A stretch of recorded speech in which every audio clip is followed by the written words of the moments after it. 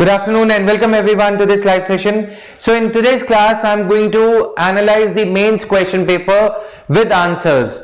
I have done it on the YouTube without answers. Now we are ready with the answers. Actually, I was working on these answers yesterday. So we are going to see the mains question paper 2020. It will be an eye opener for you guys also.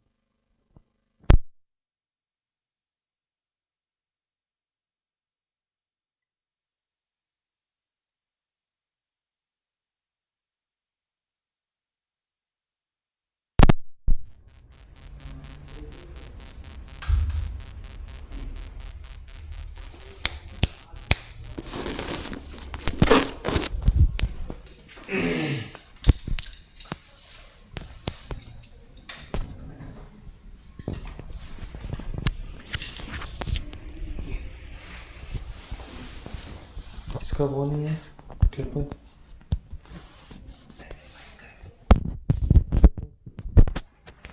अच्छा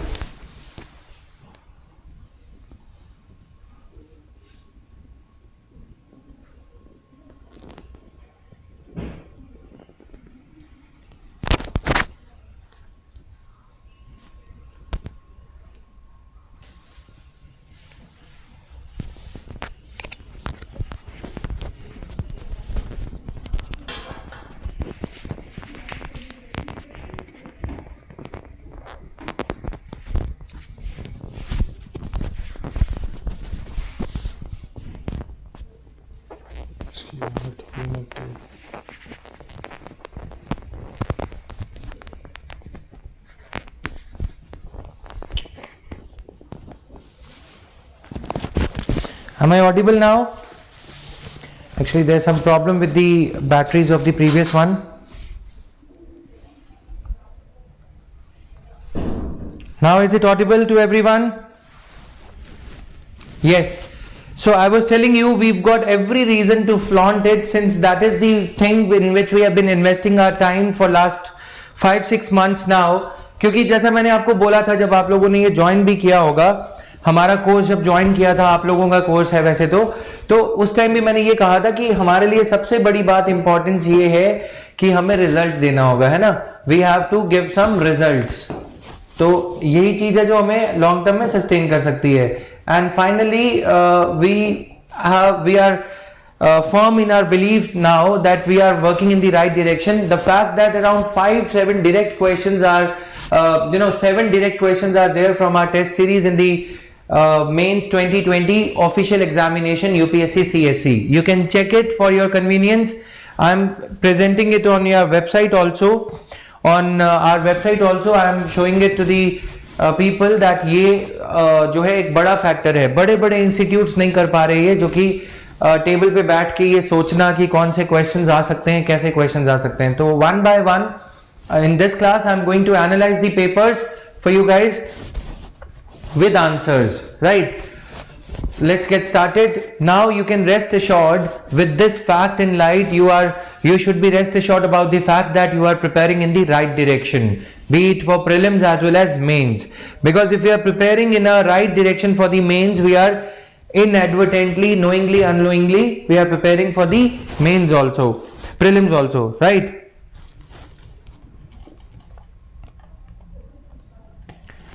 okay, so this thing is there. तो बेजोड़ क्या कहते हैं उसको, डंके की चोट पे मैं ये बोल सकता हूं कि तुम्हें आराम से इसके लिए प्रिपेयर कर सकते हो. There is a need for simplification of the procedure for disqualification of the persons found guilty of corrupt practices under representation of people's act. So section 8 of RPA, what you have to write, we've given the key points here. You all should be attempting these questions, and if possible, if you are able to manage your preparation, go for the test series also. Test series by JVs will be beneficial for you, क्योंकि उसमें जो review provide करा जा रहा है, mentorship calls हैं, ये सब है आपके लिए बेनिफिशियल रहेंगी. Now section 8 of the Representation of Peoples Act 1951 deals with the provisions of disqualification of persons who are found guilty of corrupt practices. ठीक है, in election. These provisions include disqualification on the grounds of election offences, conviction for any offense resulting in the imprisonment for 2 or more years, failure to give account of election expenses within time. अगर कोई 1 महीने में election expenses का ब्यौरा नहीं देता, details नहीं देता, तो वो डिस्क्वालीफाई किया जा सकता है. मैंने बताया था पॉलिटिकल पार्टी अगर कोई अपना इलेक्शंस के एक्सपेंडिचर की डिटेल्स 75 डेज के अंदर नहीं शेयर करती, तो वो एक ऑफेंस हो जाता है रिप्रेजेंटेशन ऑफ पीपल्स एक्ट के तहत. अगर कोई कैंडिडेट अपने एक्सपेंडिचर की, इंडिविजुअल कैंडिडेट के एक्सपेंडिचर की details 30 days from the date of conclusion of elections नहीं शेयर करता, तो वो डिस्क्वालीफाई किया जा सकता है. There is a need for simplification of procedure for disqualification of persons found guilty of corrupt practices. What are various types of corrupt practices? These practices are given under section 7. Here corrupt practices being talked about are, what are these corrupt practices? One is the one or two are these. One number is if you are not giving an account of if you are not giving an account of your expenditure. ठीक है, अगर आप अपने expenditure का ब्यौरा नहीं दे रहे हो तब भी आप गिल्टी पाए जा सकते हो इसमें, right. Holding offence under, holding an office under government company. Problem क्या थी? निरोत्तम मिश्रा और एक दो मिनिस्टर्स और थे. Narottam Mishra the minister of Madhya Pradesh government. It took around 5 to 7 years for election commission to finally get that minister disqualified. This was the trigger factor. As I have been telling you about the trigger factor also,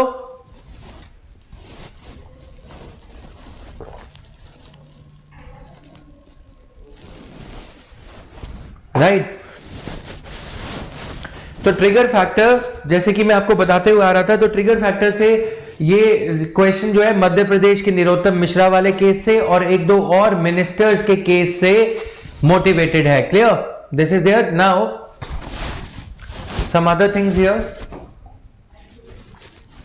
need of the act. It aims to, just 1 minute, question jump हो रहा है. There is a need for simplification. So here, setting up of fast track courts to deal with election offences. How to do it? Barring those from contesting elections who have been charged for heinous crimes and corrupt practices. What are you trying to prove here?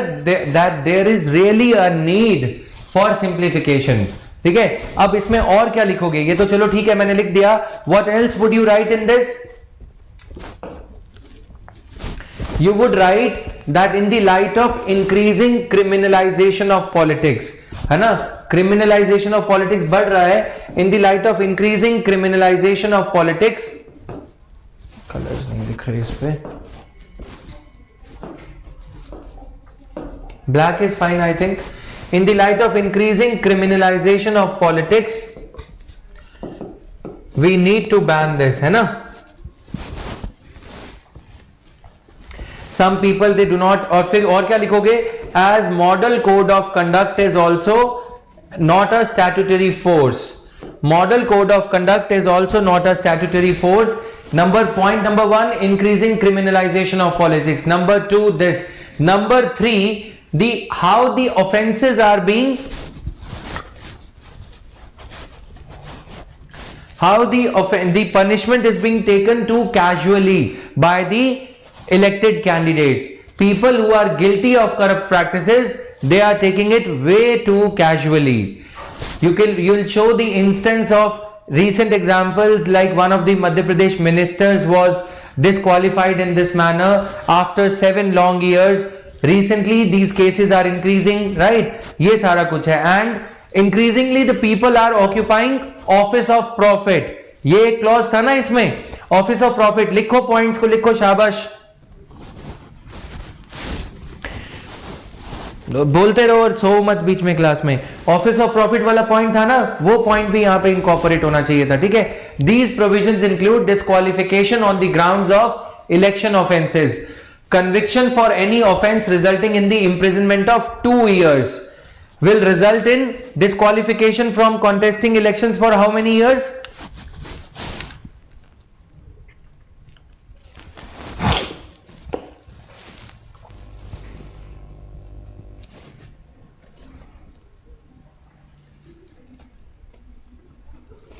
बताओ. अगर कोई person को कोई सजा मिलती है जिसमें कोई ऐसा ऑफेंस किया है जिसमें सजा 2 या 2 साल से ज्यादा है, तो उसको कितने टाइम के लिए डिस्क्वालीफाई किया जाएगा?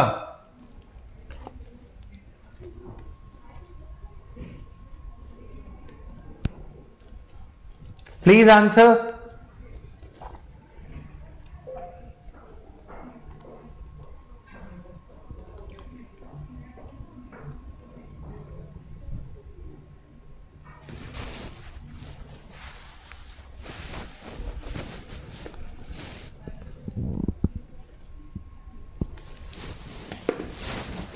Please answer. I'm not going to proceed like this.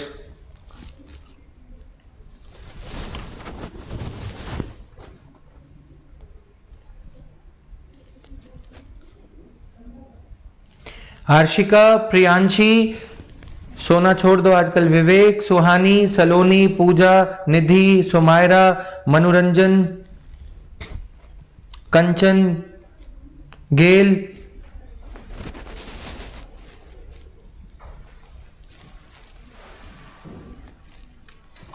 वे थोड़ी शर्म करो, थोड़ी शर्म करो, डूब मरो कहीं जाके. 4 साल कितनी बार लिखवाया था तुम्हें? 4 इयर्स कितनी बार बोला है मैंने, बताओ? बोला है कि नहीं बोला? 2 + 4 हो जाएगा, बोला था कि नहीं? एक दूसरे को कॉपी करके टाइप करने लग जाओगे, क्या फायदा तुम्हें पढ़ाने का फिर?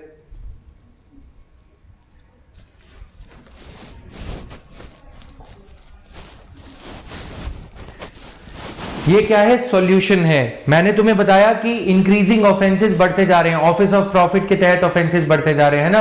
ये सारे ऑफेंसेस के इंक्रीज होने की वजह से ये होना चाहिए. फिर आप ये भी लिख सकते हो, need for simplification of procedure लिखा जा रहा है. प्रोसीजर क्या है? जो तुम्हें पॉलिटी की क्लास में बताया था, सेक्शन 197 सीआरपीसी. अगर कोई ग्रेव ऑफेंस करता है, सेक्शन 197 सीआरपीसी के तहत क्या लेनी पड़ती है? परमिशन लेनी पड़ती है. किससे लेनी पड़ती है? गवर्नर से लेनी पड़ती है. अगर कोई मिनिस्टर को अरेस्ट करना है या किसी मिनिस्टर के खिलाफ कोई क्रिमिनल चार्जेस हो. बताया था अशोक चौहान केस, आदर्श सोसाइटी स्कैम केस, वो सारा कुछ लिखना है यहां पे. 4 इयर्स है ये. कौन बताएगा 4 years?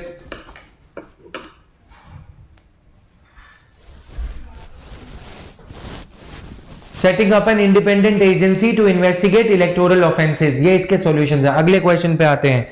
Recent amendments to RTI act will have profound impact on the autonomy and independence of information commission. Discuss. Section 8 of the representation of people's act, section 8 of the Representation of Peoples Act deals with provisions of disqualification of persons found guilty of corrupt practices. Just ये उल्टा हो गया, एक minute रुको, इसको थोड़ा change करने दो. Actually the person is working in the background.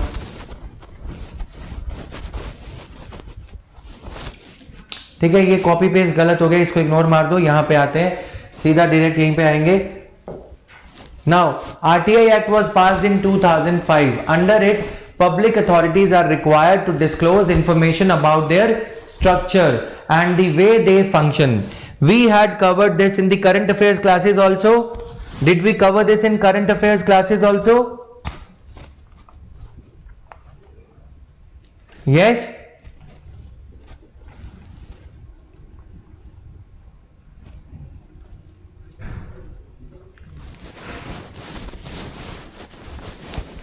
It changes the terms and conditions of the services of Chief Information Commissioner and Information Commissioners.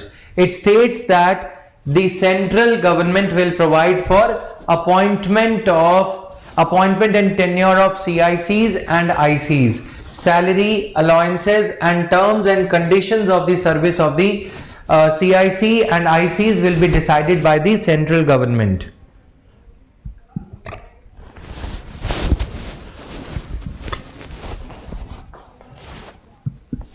No, it's not getting stuck from our side.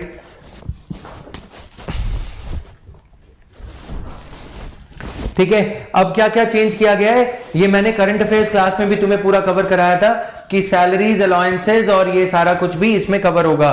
CICs and ICs which were hitherto Chief Information Commissioners and Information Commissioners which were previously equal to the Central Election Commissioner and Election Commissioners will now not be equal. They will now not be equal, right?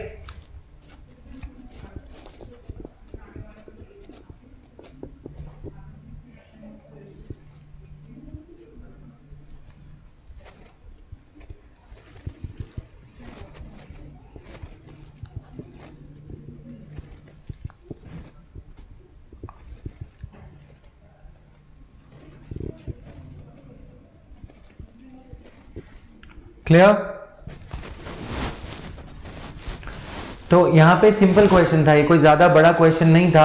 Recent amendments to the RTI Act will have profound impact on the autonomy and independence of the Information Commission. How is it going to impact? आपको ये भी बताना था, discuss करना था. यहाँ पे ज्यादातर स्टूडेंट्स जो करके आए हैं गलती, वो क्या करके आए हैं, यही गलती करके आते हैं कि ये दे दिया. ये फैक्चुअल डिटेल मैं अपनी कन्वीनियंस के लिए पीपीटीज में रखता हूं कि मैं जब तुम्हें पढ़ाऊंगा तो I should not commit a mistake on these things.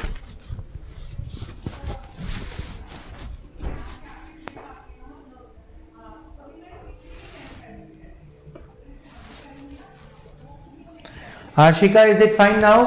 ठीक है, ये मैं अपनी तरफ से इसके लिए रखता हूं, लेकिन आगे पता क्या लिखना था, need of the act. The act aims to further streamline and strengthen the RTI Act. This amendment act, these amendments aim to further streamline and strengthen the RTI Act 2005. The mandate of Election Commission and Information Commission are totally different. Hence, their service conditions need to be rationalized accordingly. Though CIC was equivalent to the judge of a Supreme Court, but yet its decisions could be challenged in the High Court.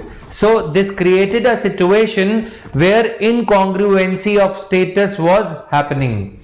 Incongruency of status का मतलब कि CIC का status जो है supreme court के जज के equal रखा गया, बट CIC के जो ऑर्डर्स हैं वो हाई कोर्ट में चैलेंज किए जा सकते हैं, है ना. इनकॉन्ग्रुएंसी ऑफ पावर स्टेटस यहां पे साइड कर रही थी सरकार की पावर स्टेटस में इनकॉन्ग्रुएंसी की वजह से यहां पे चीजें, जो एक प्रोटोकॉल होता है वो गलत हो रही हैं चीजें. ठीक है, प्रोटोकॉल वाली चीजें गलत हो रही हैं, इसीलिए ये किया गया. Done? Clear?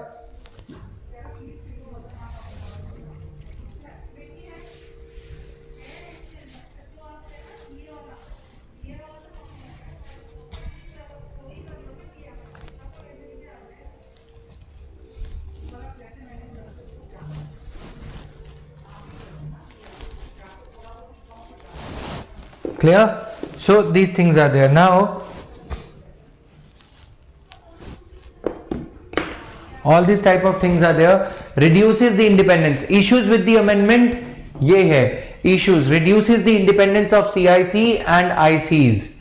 Can lead to partiality towards those in power. Can lead to partiality towards present government in power. Can be a big tool of misuse of power by the central government. An assault on the federal structure of the Indian polity. Why? Because the appointment conditions, the terms of service, conditions of service of not only the central information commissions, but the terms of service of the state information commissions were also sought to be amended and given in the hands of central government. ठीक है, ये 3-4 points हैं जो आपको इसमें लिखने थे. Arshika, is it fine? Please reply if you are able to listen now. So these things are there, right? Now, way forward, public authorities should disclose maximum information in the public interest. ये हो गया. ये देखो, public authorities के बारे में बात नहीं करेंगे. क्वेश्चन पूछ रहा है, RTI will have profound impact on the autonomy and independence of information commission. हमें आगे पता है क्या लिखना चाहिए? जो तुम लोगों को मैंने 5 पॉइंट लिखवाए थे, बोलो क्या क्या 5 पॉइंट लिखवाए थे. रजत, डिसअपॉइंट मत करना. देखो गुस्सा आएगा, डिसअपॉइंट मत करना. मैं गुस्सा कर सकता हूं अब तुम्हें. मैंने बहुत अच्छे से 5 पॉइंट में कम से कम 500 बार डीएनए में, पहले की अन अकेडमी की क्लासेस में, यहां पे मैं रिपीट कर चुका हूं. जेवीज पे हमने कम से कम 3 बार ये चीजें देखी होंगी अगस्त के महीने में, in the month of August. Right और रॉन्ग?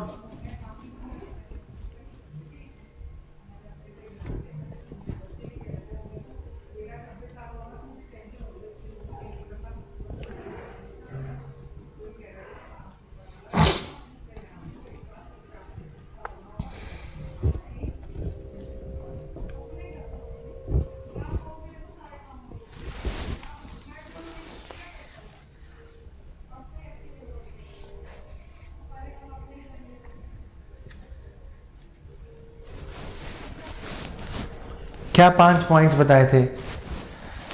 पॉइंट नंबर 1 जो मैंने बताया था, the CIC should be given the status of what? Constitutional body. Information commission should be given the status of constitutional body. Logic, reason being that they are the vanguards of information commissions. The Central Information Commission and the State Information Commissions are the vanguards of implementation of freedom of speech and expression, है ना? Information, seeking information is a part of fundamental right under Article 19 Clause 1 Subclause A. So providing the right information in the right manner is the prerogative. We need to safeguard this right of the citizens to get information from the working of the government. So that's why constitutional protection status should be given. Then I had told you, ये सब जो लिखा है उसको छोड़ो. अभी तो मैं बहुत अच्छे अच्छे रोजी आंसर लिख सकता था, लेकिन मैं वो पॉइंट्स तुम्हें बता रहा हूं यार, जो तुम लोगों के साथ मैंने क्लास में कवर कराए हैं, चिल्ला चिल्ला के तुम्हें बताए हैं कि नहीं. दूसरा पॉइंट जो मैंने तुम्हें बताया था, सीआईसी का एक्सपेंडिचर चार्ज एक्सपेंडिचर डिक्लेयर होना चाहिए. सीआईसी का एक्सपेंडिचर चार्ज एक्सपेंडिचर डिक्लेयर होना चाहिए. तीसरा पॉइंट जो मैंने तुम्हें बताया था कि पीआईओ, पब्लिक इंफॉर्मेशन ऑफिसर्स, जो आमतौर पे क्लर्क्स होते हैं, उन्हें लगा दिया जाता है. तो मैंने तुम्हें यह बताया था कि एनुअल कॉन्फिडेंशियल रिपोर्ट और performance report of clerks should not be written by the departmental head, but it should be written by State Information Commissioner. ओए, जन सूचना पोर्टल बाद में आएगा. देखो यार, बात समझो. अगर तुम यहां पे होते तो मैं बहुत अच्छे वाला समझाता इस बात पे. जो क्वेश्चंस कराए गए हैं वो क्वेश्चंस पे क्यों फालतू की बातें कर रहे हो? यहां पे देखो, recent amendments to RTI Act will have profound impact on the autonomy. पूछ रहा है ना यार वो. तो इधर जन सूचना पोर्टल कहां से आ गया? From where the hell is it coming in? You have to be very precise while writing the mains answers. ठीक है, यही चीजें मैं सिखा रहा हूं मेंस गाइडेंस वगैरह प्रोग्राम में, कि ये चीजें तुम्हें करनी है वहां पे. इधर if you will beat around the bush, nothing will happen. वो तुम जो बात कर रहे हो recent reforms in implementation of RTI act की बात कर रहे हो। यहां पे तुमसे सीधा पूछा जा रहा है इंडिपेंडेंस ऑफ इंफॉर्मेशन कमीशन कैसे कॉम्प्रोमाइज हो रही है, तो तुम इंफॉर्मेशन कमीशन की बात करोगे। कहने को तो मैं यहां पे बीटिंग अराउंड द बुश, अगर मुझे झाड़ के इर्द गिर्द घूमना हो तो फिर तो मैं section 4 RTI proactive disclosure, section 8 RTI, ये सब बातें करने लगूंगा। उन सब बातों को कोई मतलब बनता है? नहीं बनता। समझ में आया?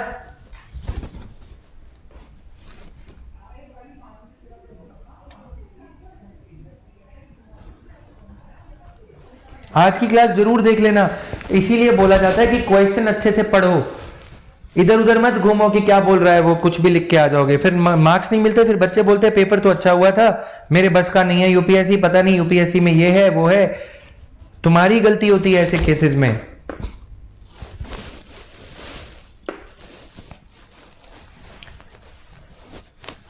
बोलो, लिखो समझ गए जो मैं बोल रहा हूं, लिखो कमेंट सेक्शन में समझ गए। मूड खराब करते हो कि जब जो चीजें बता रखी हैं वो रिकलेक्ट नहीं हो रही तुमसे। How far do you think that cooperation, competition and confrontation have shaped the nature of federalism in India? Cite some recent examples to validate your answer.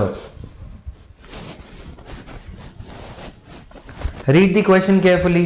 Everybody should write sir समझ आ गया, everybody should write समझ आ गया, लिखो comment section में, लिखो फटाफट।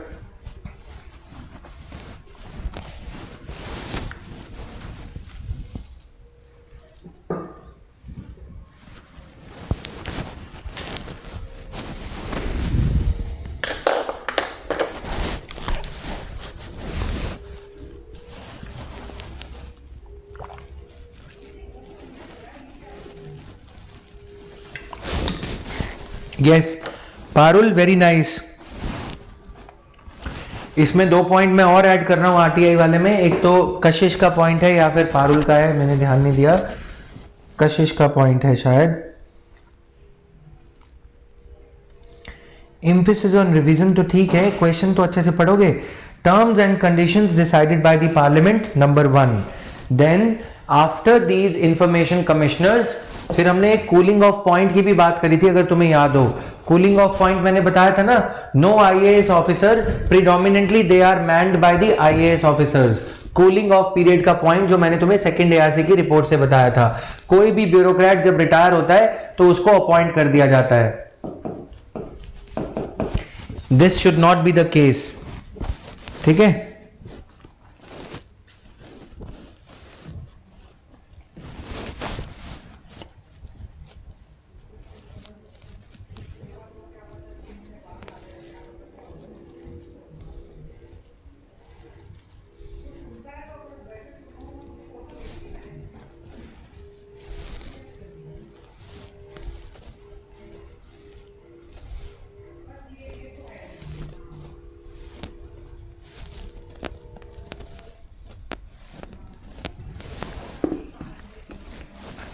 ठीक है, दूसरा पॉइंट कूलिंग ऑफ पीरियड लिखोगे। तीसरा जो आपने बोला, instead of the government deciding the terms and conditions of the office,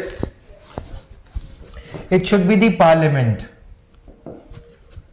control should be vested in the hands of the parliament rather than the government.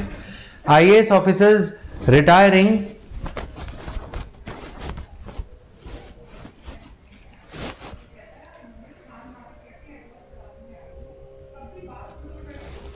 Video बना के उनको दिखा देना।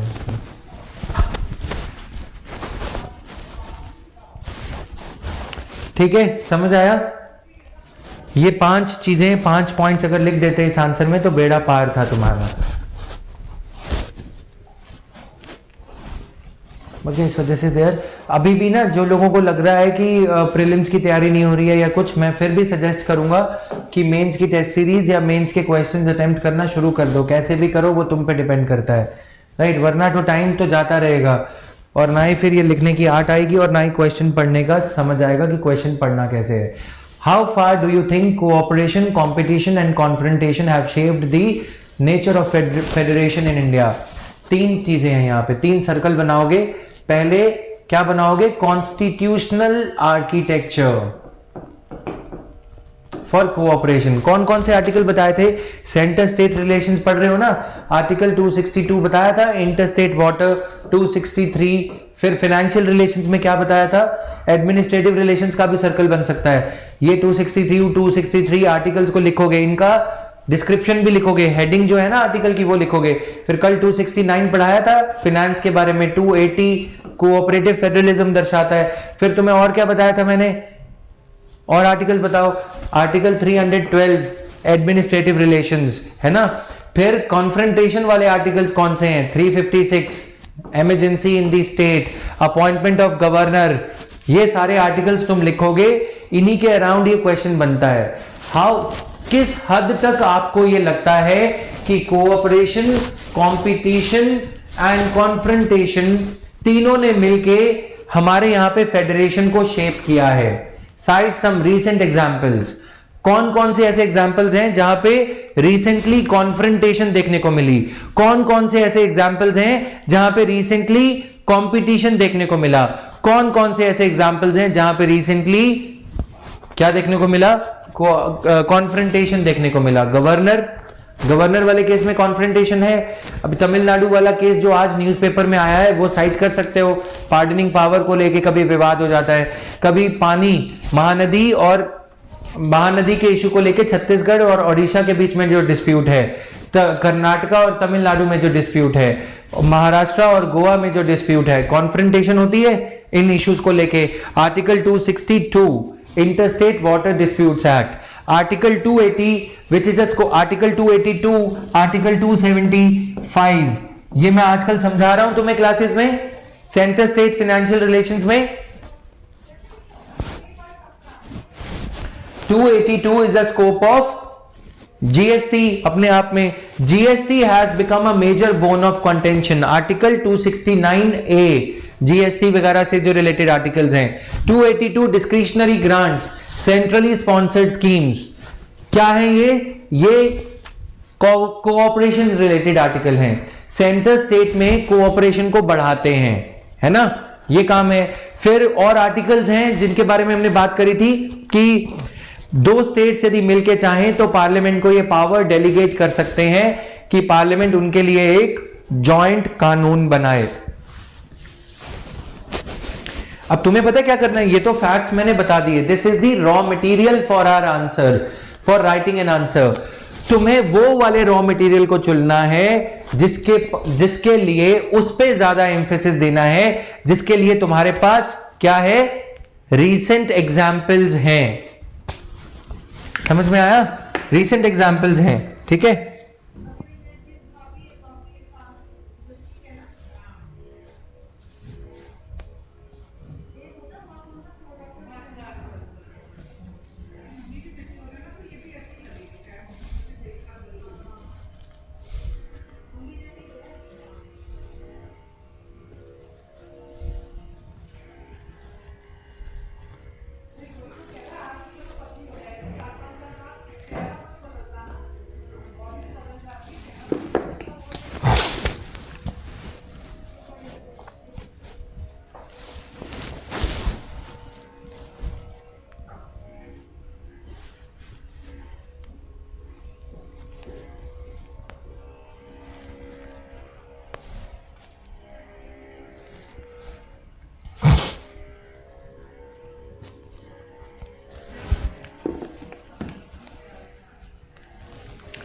ठीक है। Yes, confrontation in labour laws could be cited. Prevention of cruelty to animals act, concurrent list, state list, legislation की जो list हैं, appointment of governor, interference of the governor in the administrative affairs, example Puducherry government and Puducherry governor. ठीक है। फिर महाराष्ट्र में जो deadlock चल रहा है, तो फिर तुम पता क्या लिखोगे? Yes, confrontation has shaped the confrontation, cooperation and competition have shaped the center state relations या federation shaped the nature of federation। अब जब ये फेडरेशन कह दे रहा है ना, तो इसमें ये भी बात आ जाती है। कौन सी चीज आ जाती है? स्टेट के बीच में जो दाव पेंच चल रहे हैं, ठीक है, स्टेट के बीच में जो कॉन्फ्रंटेशन या कंपटीशन चल रही है। NITI Aayog, publishing of competition reports, Punjab and Haryana fight over river water, Tamil Nadu Karnataka fight over river water. तो स्टेट स्टेट भी आ जाता है। यहां पे सेंटर स्टेट नहीं लिखा ना, तो तुम्हें केयरफुल होना है आंसर क्वेश्चन पढ़ते time. Half the story, half of your destiny would be decided vis-a-vis UPSC exam, या जो भी आपकी किस्मत है वो यहां से शुरू होती है। क्वेश्चन किस हिसाब से तुम पढ़ते हो। अगर तुमने इसे गलती से सेंटर स्टेट पढ़ लिया तो तुम सारा क्वेश्चन गलत करके आ जाओगे। डेमोन्स्ट्रेशन के लिए ये देख लो, सिर्फ जीएसटी नहीं है यहां पे क्या है, सिंगूर में वेस्ट बंगाल से जो टाटा का नैनो प्लांट गुजरात में शिफ्ट हुआ, कंपटीशन का एग्जांपल। अब तुम इसे लिखोगे पता है कैसे, yes, from the times of Tatas shifting the plant from Singur in West Bengal, from West Bengal to Gujarat. ठीक है, उस तरह के एग्जांपल्स तुम्हें देने हैं। Till the present times of the competition between Andhra Pradesh and Telangana vis-a-vis attracting the industry, है ना, इंडस्ट्री को अट्रैक्ट करने के लिए। तो ये सारे जो कंपटीशन के इश्यूज हैं वो दिखाना है। सिर्फ सेंटर स्टेट के प्रिज्म से सोच के लिखोगे तो नंबर 10 में से 5 मिलेंगे, 3 मिलेंगे, सॉरी 3, 2। ज्यादा औकात मत सोच के जाना। इसलिए ये इनको पढ़ना शुरू करो। जो भी तुम्हें टेस्ट सीरीज या जो भी क्वेश्चन जैसे भी प्रैक्टिस करने हैं उनको प्रैक्टिस करना स्टार्ट कर दो अभी से। मेंस की जो ड्रिल प्रोग्राम है हमने रिवाइव कर दिया उसे, तो उसको थोड़ा सा देखना सोचना शुरू कर दो उसके ऊपर, ठीक है। नाउ प्यार से बात करूंगा मैं तुमसे, गुस्सा तुम्हें आज ज्यादा हो गया। कंपटीशन ईओ, अब यहां पे ना ये जरूरी नहीं है कि तुमसे कोई ये पूछा जा रहा है क्या कि कॉन्स्टिट्यूशनल आर्टिकल्स ही बताओ, तुमको ब्रॉड वे में आंसर करना है। रीसेंट एग्जांपल जैसे नीति आयोग की रैंकिंग के बारे में मैंने तुम्हें बताया था, थोड़े दिन पहले ये बात हुई थी, गधे और घोड़े को एक साथ भगाओगे तो क्या होगा। बिहार और पंजाब का, बिहार और हरियाणा का एग्जाम्पल दिया था, मध्य प्रदेश और छत्तीसगढ़ का एग्जाम्पल दिया था, बताया था ना। EODB ranking given to the states where they compete with one another, ये एक इशू है ना। नीति आयोग बनाया गया, सस्टेनेबल डेवलपमेंट गोल्स का इंडेक्स बनाया जा रहा है। कॉन्फ्रंटेशन, एग्रीकल्चर के इशू पे कॉन्फ्रंटेशन हो रहा है। कॉटन का इशू चल रहा है कि कॉटन कॉर्पोरेशन ऑफ इंडिया ने अभी रिसेंटली MSP पे वो प्रोक्योर करना बंद कर दिया, कॉन्फ्रंटेशन, ठीक है। कोऑपरेशन कहां पे हो रही है कि चलो सेंटर केरला ने जो केस फाइल किया है सुप्रीम कोर्ट में कि हमें जीएसटी कॉम्पेंसेशन टाइम से नहीं दिया जा रहा। फाइनेंस कमीशन को यह कहा जाता है कि जो सेसेस का रेवेन्यू है, सेस का सरचार्ज और सेस से जो रेवेन्यू कलेक्ट होता है वो सरचार्ज और सेस का रेवेन्यू शेयर किया जाए। पॉल्यूशन व्हीकल, पॉल्यूटिंग व्हीकल्स या स्टबल बर्निंग के जो इश्यूज हैं intra state between one and the other states, है ना। पानी का रोकने का मुद्दा है, एक स्टेट दूसरी की स्टेट में पानी नहीं जाने देती। ये सारे इश्यूज तुम्हें हाईलाइट करने हैं। फिर तुम्हें आंसर में डाइवर्सिटी लाने के लिए एट टाइम्स ये लाइन लिखनी है कि at times confrontation is also arising between some of the states due to demographic issues. कौन से ट्राइब्स की बात हो रही है? Bru tribes. ब्रैकेट में लिखोगे for example Bru tribes issue between Manipur and Tripura. समझ में आया? पीपल पीपल टाइज अफेक्ट होने की वजह से, people to people relations.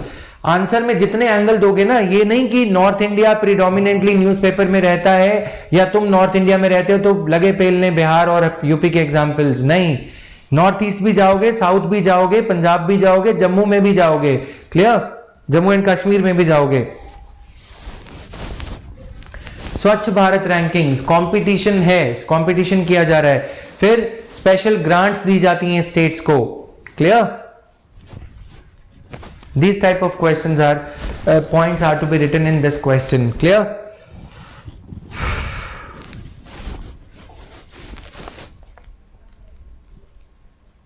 Ab some of the states have expressed their discontent towards Citizenship Amendment Act, NRC, appointment of or deputation of IAS officers. Heading बनाना चाहो तो हेडिंग बना सकते हो। कैसी heading? Economic relations, centre state economic relations.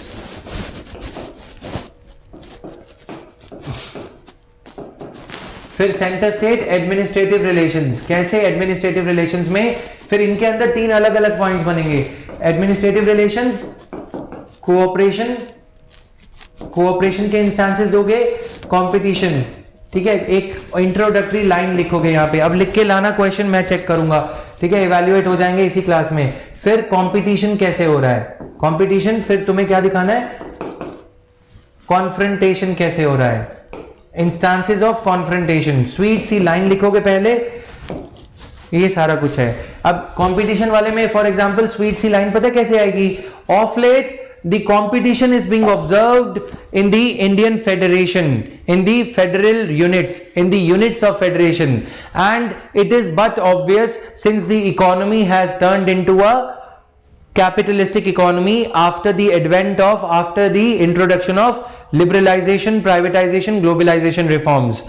In this context, a few instances of competitive federalism are being observed. Marble cake model बनाओगे, marble cake model बताया था अभी थोड़े दिन पहले सेंटर स्टेट रिलेशंस की क्लास में, वो सारी चीजें जब तक आंसर में नहीं आएंगी तुम टॉप नहीं कर सकते, समझ रहे हो ना, तुम पाप ही करोगे, टॉप नहीं कर सकते इस एग्जाम में। फिर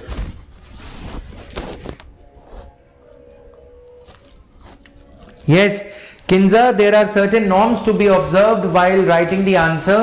You don't have to be blasphemous. BLASHPHEMOUS पढ़ लेना। blasphemous होता है कि ऑफेंस करना, रिलीजियस ऑफेंस करना, ठीक है। तो तुम्हें क्या करना है, पॉलिटिकल पार्टी का नाम नहीं लेना, रिलीजन का नाम नहीं लेना, सरकार का नाम लेना है बस। कॉम्पिटिटिव आप लिखोगे कि दी सेंटर स्टेट रिलेशंस नहीं है यहाँ पे, federal Indian, the federal relations in India have been guided by competition, confrontation and this cooperation in the recent years primarily due to competitive politics between various political parties. Even though constitution has some provisions for cooperation, right, but largely because of the way the political system is driven in India on the competitive political party lines, this is what is happening in our country, है ना। Federal units में article 1 का citation, अगर कभी कुछ नहीं लिखना आता, आर्टिकल 1 का साइटेशन दो। India that is Bharat is a union of states, so हमारे यहाँ पे सेंटर डोमिनेंट है, ये सारी चीजें लिखोगे, ठीक है। द जजेस are appointed by the centre, the supreme court, सारा कुछ भी लिख सकते हो जिन पे विवाद हुआ है, जिन भी इश्यूज पे अभी कंट्रोवर्सीज हुई हैं, सीबीआई की इंक्वायरी से लेकर एनआईए की इंक्वायरी तक, एडमिनिस्ट्रेटिव रिलेशंस में, फिर बिल्स पासिंग को लेके, फिर तमिलनाडु में जो डेथ पेनल्टी दी गई है उसको लेके, ठीक है। Kinza, I am going to highlight these issues right away. There are certain norms while writing answers, particular names like it should not be religion or caste driven, political party driven. Can you please, अभी देखो छोटे सा ही point है ये,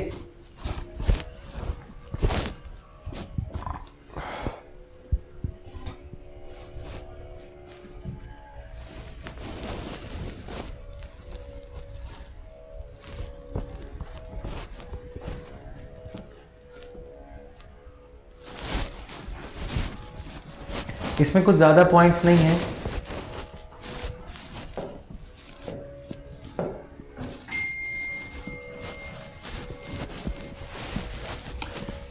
try avoiding the name of, you have to try क्या मतलब completely blasphemous हो जाएगा, avoid the name of any political party.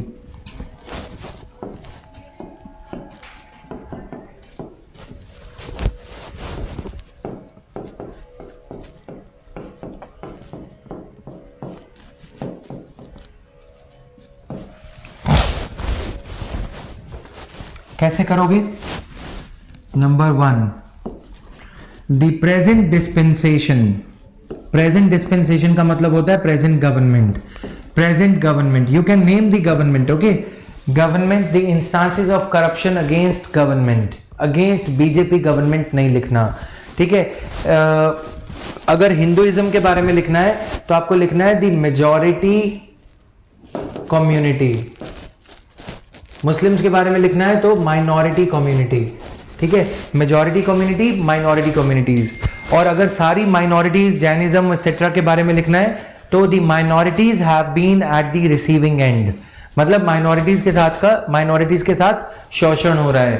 Citizenship amendment act has had an adverse impact on the thought process of the minorities, not the Muslims, minorities. Neutral हो जाएगा. Okay, the previous government, अगर Congress government के बारे में लिखना है, ये नहीं लिखना कि Congress government had instituted the reforms in LPG era.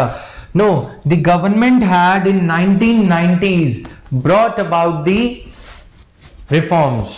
ठीक है, एलपीजी रिफॉर्म्स. तो अपने आप क्लियर हो जाएगा कि हाँ, उस टाइम पे जो भी गवर्नमेंट थी वो ये रिफॉर्म लेके आई थी. ये नहीं लिखना कि कांग्रेस लेके आई थी. Babri Masjid was demolished at the time of Congress party. No, right? The previous instances of demolition or damage to religious structures, ये उसका न्यूट्रल वर्जन है. समझ में आया?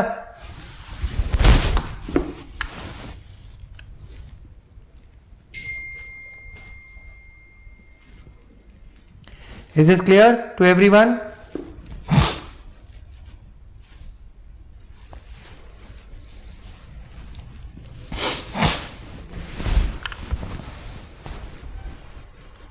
थोड़ा बहुत समझ में आया? चमका ये चीजें समझ में आई?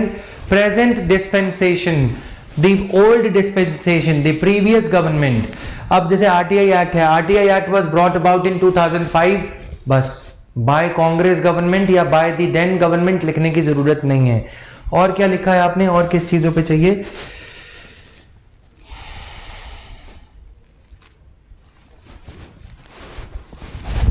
हमेशा अपने आंसर्स में न्यूट्रल स्टैंड लो, चाहे आप पॉलिटिकली बाइज्ड हो भी. पॉलिटिकली न्यूट्रल कोई भी नहीं होता है ना. जब कोई सोचने लग जाता है, 10 दिन अखबार पढ़ेगा तो उसे सब समझ में आ जाता है. लेकिन आपके आंसर में लिखना चाहिए कि आप गवर्नमेंट के सेक्रेटरी हो, चाहे गवर्नमेंट कोई भी हो. ठीक है, आपको नॉर्मल न्यूट्रल रहना है उसमें. ये नहीं दिखाना कि आप नेगेटिविस्ट हो या आप इस पार्टी के बारे में अच्छा सोचते हो. पॉजिटिव भी नहीं लिखना. हो सकता है कि तुम्हारे पेपर चेक करने वाला कांग्रेस का फेवर करने वाला हो, प्रो कांग्रेस हो, है ना, तो तुम्हें ये न्यूट्रल लिखना है. तो always espouse the interest of women और disprivileged section, the poor, the villagers, the ruralites. Okay, तो विमेन जब लिख रहे हो, जब कोई आंसर लिखते हो, ही और शी लिखते हैं ना, शी और ही लिखो, तो उसको तुम्हारा एक तो अटेंटिव स्पैन ऑफ अटेंशन पता लग जाता है कि that you are very attentive while writing the answer. और शी लिखने पे बोला जाता है, ये एक टैबू चल रहा है कि 3-4 नंबर एक्स्ट्रा मिल जाते हैं ओवरऑल स्कीम ऑफ एग्जाम में. हर पेपर में 3-4 नंबर एक्स्ट्रा मिल जाते हैं जब आप शी करके लिखते हो, पुअर के बारे में लिखते हो. अपने आंसर को होलसम बनाओ, जितने ज्यादा वेरिड पॉइंट ऑफ व्यूज ले सकते हो. जैसे मैंने अभी आंसर लिखा तो मैंने नॉर्थ ईस्ट के बारे में बात करी, मैंने साउथ के बारे में बात करी, मैंने वेस्ट के बारे में भी एग्जाम्पल्स दिए. तो आंसर में एग्जाम्पल्स वेरिड होने चाहिए. Demographically, geographically. डेमोग्राफिकली मतलब पुअर रिच दोनों को साथ में रखते हुए. ठीक है, विमेन और मेन दोनों को साथ में, बच्चे और बूढ़े दोनों को साथ में रखते हुए, नॉर्थ ईस्ट वेस्ट साउथ चारों से रिलेटेड एग्जाम्पल्स हों. क्लियर? तो तुम्हारा आंसर एक होलिस्टिक न्यूट्रल पर्सनालिटी का, एक मैच्योर पर्सनालिटी का आंसर लगेगा.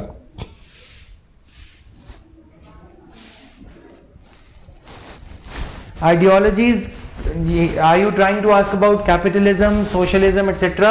No, you have to be pragmatic. Pragmatism होता है कि practically जो feasible है, possible है, बस वही, उसी की बात करनी है आपको. Clear?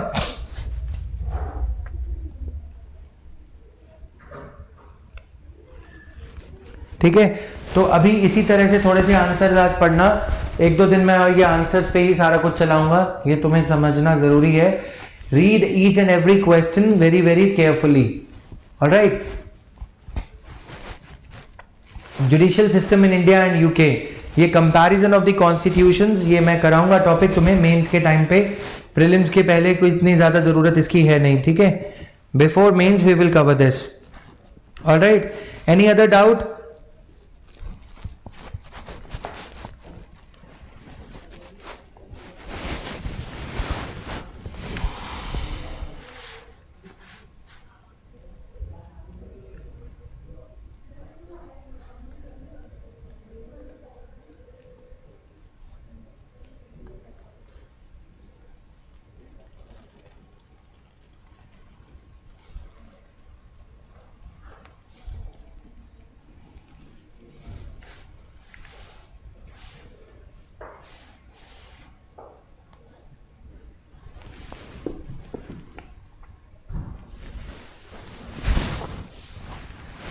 So this was all in today's class.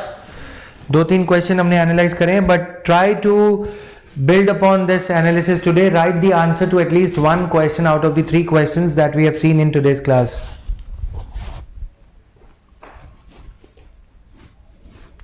No, Pratik, not necessary. Gandhian principles को incorporate करना is not always necessary. Okay, this is at best a myth. Okay, Rajat and everybody, जो चीज़ें यार पढ़ाई हैं उनको तो लिखो. तुम लोगों से जो पुराने हो उनसे थोड़ी एक्सपेक्टेशन रहती है कि उन लोगों को तो पता है वो चीज़ें, हमने नए लोगों के लिए हम आगे कवर करेंगे. जो न्यू स्टूडेंट्स हैं, जो पुराने वाले, वो तो कवर करो इसको. डन. वो तो answer they should have been able to answer in today's class. Anyway, I leave you with that. See you at 5:30 PM today. Thank you guys. In today's polity class at 8:30 we will be starting with non-constitutional bodies. Thank you.